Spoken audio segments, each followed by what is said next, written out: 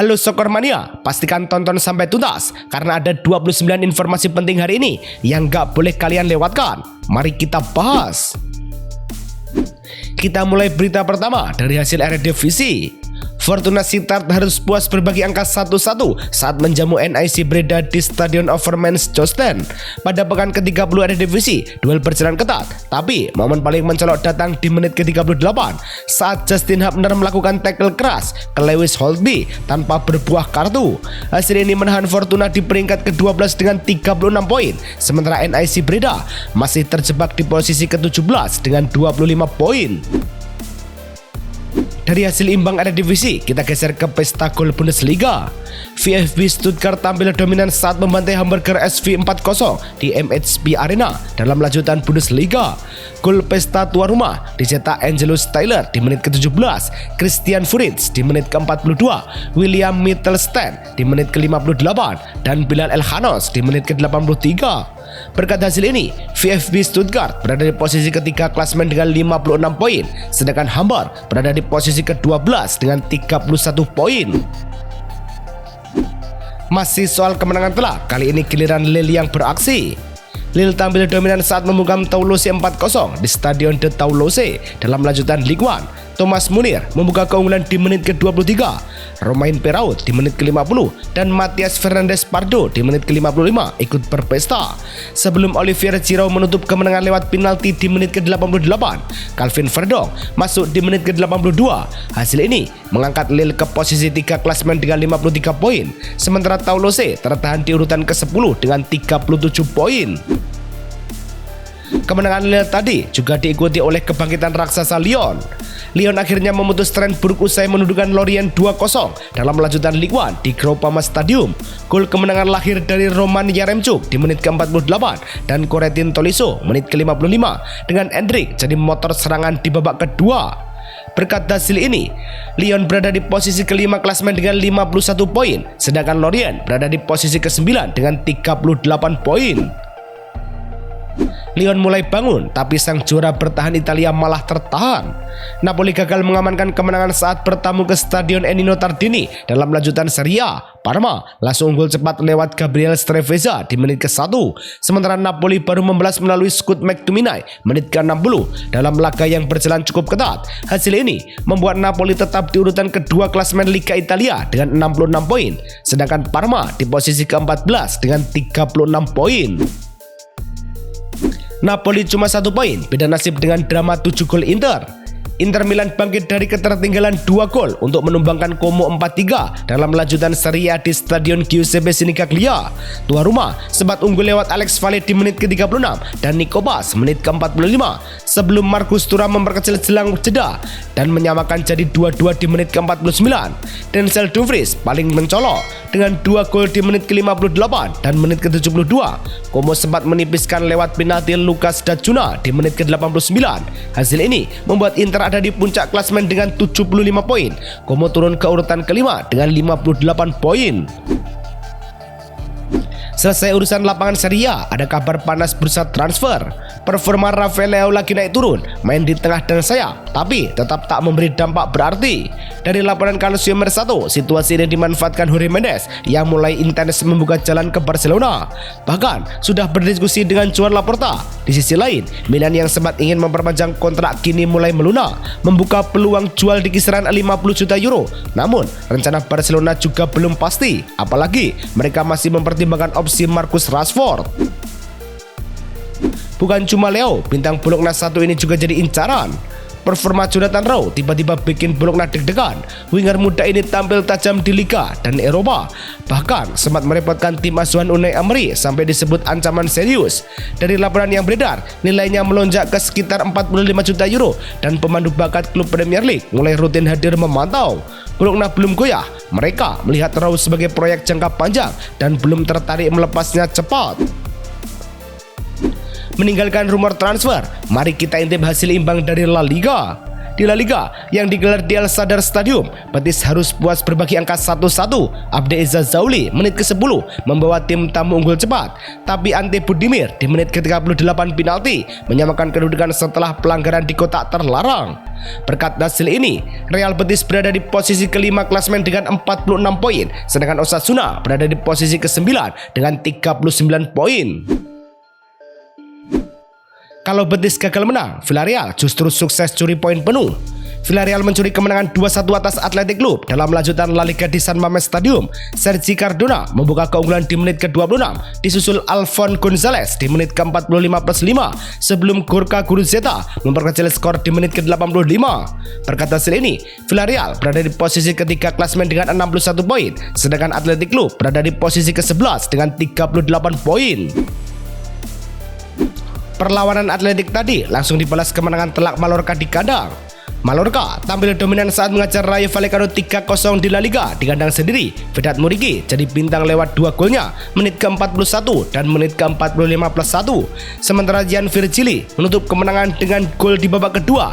Berkat hasil ini, Rayo Vallecano berada di posisi ke-13 klasemen dengan 35 poin, sedangkan Mallorca berada di posisi ke-15 dengan 34 poin.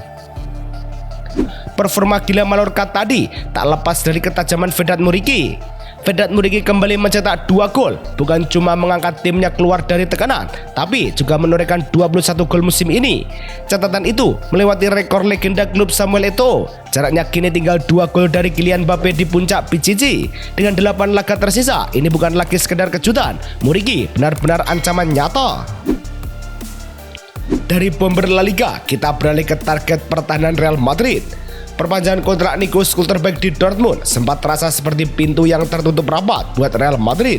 Bek ini dipagari sampai 2031, seolah jadi sinyal jelas tak tersentuh. Tapi cerita belum selesai. Dalam laporan Marca terselip klausul rilis 60 juta euro yang diam-diam mengubah situasi. Madrid kini tak perlu negosiasi panjang, cukup menunggu momen tepat. Apalagi kalau Dortmund gagal ke Liga Champions, nilainya jadi makin realistis. Madrid memang butuh bek baru, tapi mereka rindu sosok Kroos. Sejak Real Madrid ditinggal Toni Kroos pada 2024, lini tengah terasa beda. Bola tetap mengalir, tapi ritmenya sering putus, sesuatu yang tak sepenuhnya bisa ditutup oleh Camavinga atau Tchouaméni. Situasi ini rupanya bikin klub berpikir ulang. Menurut laporan Diario AS, Madrid sudah sepakat memulangkan Kroos bukan sebagai pemain, melainkan sosok di balik layar. Kedekatannya dengan Florentino Perez dan kebiasaannya mampir ke Valdebebas jadi sinyal kuat. Jika Madrid rindu mantan, Barca justru sedang menjaga pemain mudanya. Situasinya belum cukup ideal buat Marc Bernal. Gelandang muda FC Barcelona itu masih berkutat dengan pemulihan cedera dan belum kembali latihan penuh. Jelang duel penting lawan Atletico Madrid di Liga Champions, tim medis memilih jalur aman.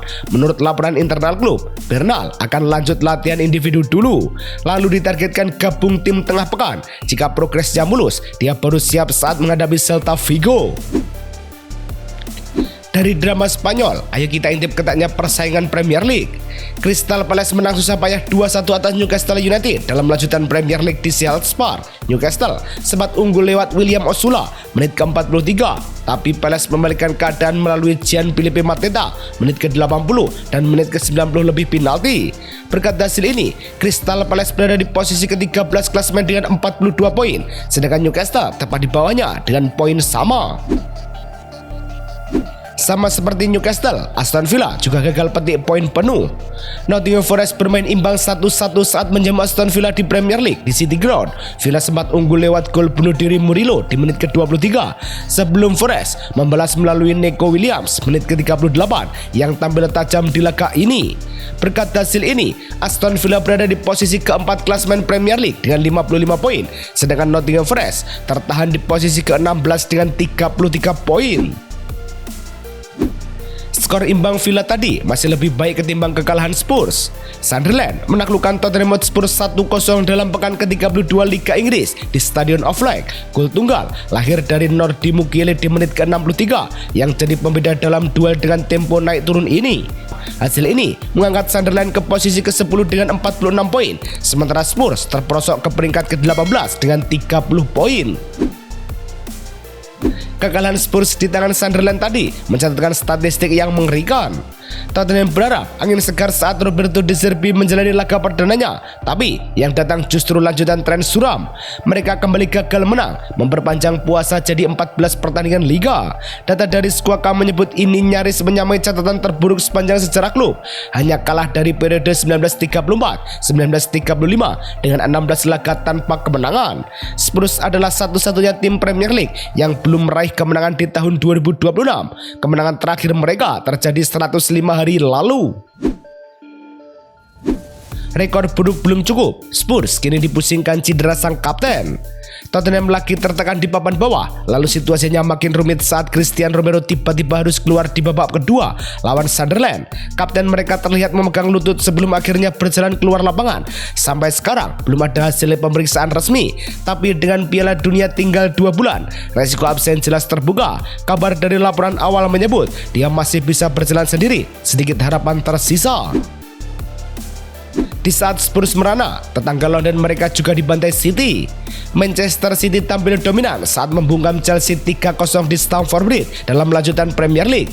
Setelah babak pertama tanpa gol, City langsung berpesta lewat Nico O'Reilly di menit ke-51, Mark Gui menit ke-57, dan Jeremy Doku menit ke-68 yang jadi pembeda.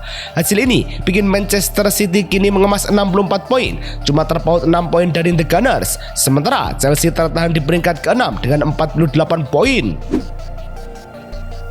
Kemenangan atas Chelsea membuktikan betapa berbahayanya City di bulan April. Tekanan biasanya bikin tim goyah, tapi tidak untuk Manchester City. Memasuki fase krusial musim, mereka justru makin stabil tiap April. Di bawah Pep Guardiola, ritmenya konsisten, kuasai laga, tekan lawan, lalu kunci hasil. Data Squawka mencatat 31 kemenangan dari 39 laga di bulan ini, bahkan 29 menang dari 32 terakhir. Bukan kebetulan, ini pola. Saat tim lain mulai kelelahan, City selalu tampil maksimal di saat-saat krusial. Selain mesin tim yang panas, Bernardo Silva juga cetak sejarah. Di tengah tekanan laga besar di Stamford Bridge, Bernardo Silva justru menulis cerita lain. Ia turun sebagai kapten Manchester City yang mencatatkan penampilan ke-297 di Premier League, melewati rekor lama milik Luis Boamorte. Angka itu bukan sekedar statistik, ia juga menjauh dari Cristiano Ronaldo dan Bruno Fernandes dalam daftar pemain Portugal terlama bertahan di liga ini. Sejak datang 2017, Silva bukan cuma konsisten, tapi juga krusial di era Pep Guardiola. Kontras dengan rekor Silva, lini depan Chelsea justru sangat memprihatinkan. 3 laga terakhir jadi cermin keras buat Chelsea, tumbang 0-1 dari Newcastle, lalu dipukul Everton 3-0, dan paling terasa saat disapu Manchester City tanpa balas. Lebih dari sekedar kalah, mereka bahkan tak mencetak 1 gol pun. Data dari Squawka menyebut ini pertama kalinya sejak 1998 Chelsea kalah 3 kali beruntun di liga tanpa mencetak gol. Masalahnya jelas di lini depan yang tumpul dan kehilangan arah. Ironisnya, sejak final Liga Champions 2021, mereka juga belum pernah lagi menaklukkan City. Walau Chelsea sedang mandul, posisi pelatih diklaim masih aman. Kekalahan 0-3 dari Manchester City makin menambah tekanan buat Chelsea, tapi situasinya nggak langsung berujung ancaman kursi pelatih. Menurut Fabrizio Romano, klub tetap percaya pada Liam Rossoneri. Mereka sadar dia baru datang Januari tanpa pramusim. Bahkan, Rossoneri sudah diajak bicara soal rencana transfer musim panas. Buat sekarang, ini bukan soal hasil instan, tapi pertaruhan ke arah proyek jangka lebih panjang. Proyek jangka panjang Rossoneri mungkin saja tak melibatkan Alejandro Garnacho. Rumor mulai beredar saat Alejandro Garnacho dikaitkan bakal angkat kaki dari Chelsea. Bahkan muncul cerita soal kemungkinan pulang ke River Plate. Situasinya makin ramai karena musim debutnya di London Barat belum benar-benar meyakinkan di bawah Liam Rossoneri.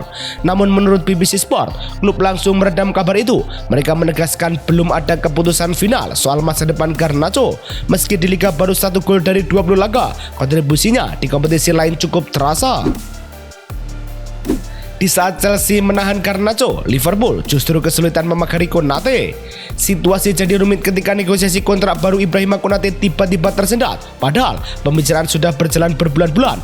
Tapi menurut jurnalis David Ornstein di NBC Sport, posisinya kini mentok tanpa titik temu. Sementara itu, tim asuhan Arne Slot masih bertahan di 5 besar Premier League. Tapi tekanan makin terasa. Kalau situasi ini terus dibiarkan, Liverpool bukan cuma beresiko kehilangan pemain kunci, tapi juga momentum penting di fase krusial musim. Masih dari Anfield, kepergian Robertson ternyata punya alasan simpel. Kepergian Andy Robertson dari Liverpool sempat memunculkan tanda tanya seolah ada tawaran yang ditolak. Faktanya berbeda. Sepanjang musim ia hanya menjalani serangkaian obrolan terbuka dengan klub tanpa pernah melihat proposal kontrak resmi. Dari musim panas hingga Januari, keputusan sempat ditunda sampai akhirnya ia dan keluarga merasa waktunya tepat untuk menutup bab ini. Seperti ia ungkapkan ke media klub, keinginannya sederhana, terus bermain. Beda dengan Liverpool, Arsenal sengaja menunda kontrak Arteta demi fokus. Arsenal lagi ada di fase krusial, perburuan gelar belum kelar, jadi urusan kontrak Mikel Arteta sengaja ditahan. Meski begitu, dari bocoran Fabrizio Romano, komunikasi sebenarnya sudah jalan sejak Januari lewat perwakilan dan pengacara Arteta. Klub cuma memilih nunggu musim selesai sebelum ngobrol langsung. Dengan kontrak masih sampai 2027, situasinya aman. Arsenal tampak ingin menjaga fokus tim tetap di lapangan.